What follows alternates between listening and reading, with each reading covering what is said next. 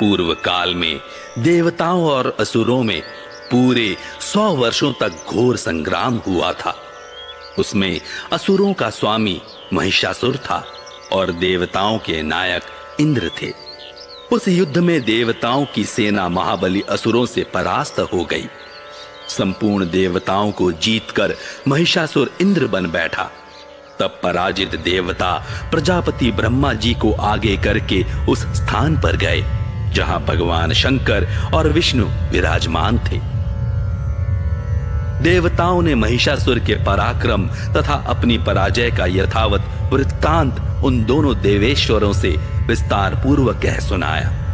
वे बोले, भगवान, महिषासुर सूर्य, इंद्र, अग्नि, वायु, चंद्रमा, यम, वरुण तथा अन्य देवताओं के भी अधिकार छीनकर स्वयं ही सबका अधिष्ठाता बना बैठा है। उस दुरात्मा महिष ने समस्त देवताओं को स्वर्ग से निकाल दिया है। अब वे मनुष्यों की भांति पृथ्वी पर विचरते हैं। दैत्यों की यह सारी करतूत हमने आप लोगों से कह सुनाई। अब हम आपकी ही शरण में आए हैं। उसके वध का कोई उपाय सोचिए। इस प्रकार देवताओं के वचन सुनकर भगवान विष्णु और शिव ने दैत्यों पर बड़ा क्रोध किया। उनकी भौहें तन गईं और मुंह टेढ़ा हो गया। तब अत्यंत कोप में भरे हुए चक्रपाणी श्री विष्णु के मुख से एक महान तेज प्रकट हुआ। इसी प्रकार ब्रह्मा, शंकर तथा इंद्र आदि अन्यान्य देवताओं के शरीर से भी बड़ा भारी तेज निकला।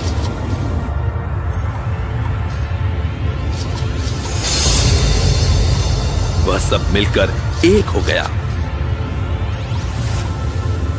महान तेज का वह पुंज जाज्वल्यमान पर्वत सा जान पड़ा। देवताओं ने देखा वहां उसकी ज्वालाएं संपूर्ण दिशाओं में व्याप्त हो रही थी।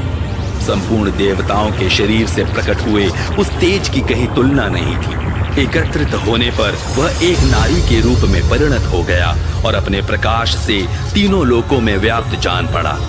भगवान शंकर का जो तेज था उससे उस देवी का मुख प्रकट हुआ। यमराज के तेज से उसके सिर में बाल निकल आए।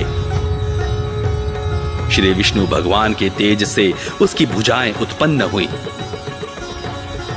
चंद्रमा के तेज से दोनों स्तनों का और इंद्र के तेज से मध्य भाग का प्रादुर्भाव हुआ।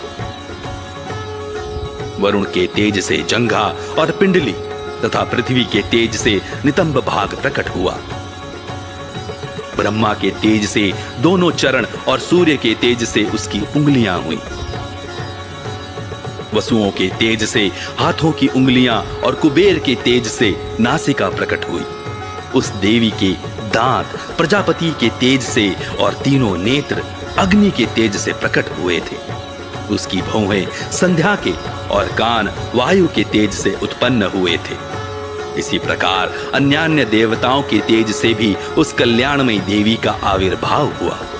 तदनंतर समस्त देवताओं के तेज पुंज से प्रकट हुई देवी को देखकर महिषासुर के सताए हुए देवता बहुत प्रसन्न हुए। पिनाकधारी भगवान शंकर ने अपने शूल से एक शूल निकालकर उन्हें दिया।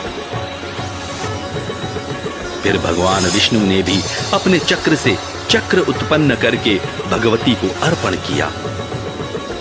वरुण ने भी शंख भेंट किया। अग्नि ने उन्हें शक्ति दी और वायु ने धनुष तथा बाण से भरे हुए 2 तरकस प्रदान किए।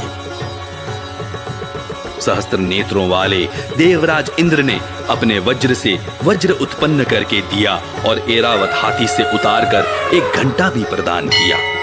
यमराज ने काल दंड से दंड, वरुण ने पाश, प्रजापति ने स्फटिकाक्ष की माला तथा ब्रह्मा जी ने कमंडलू भेंट किया।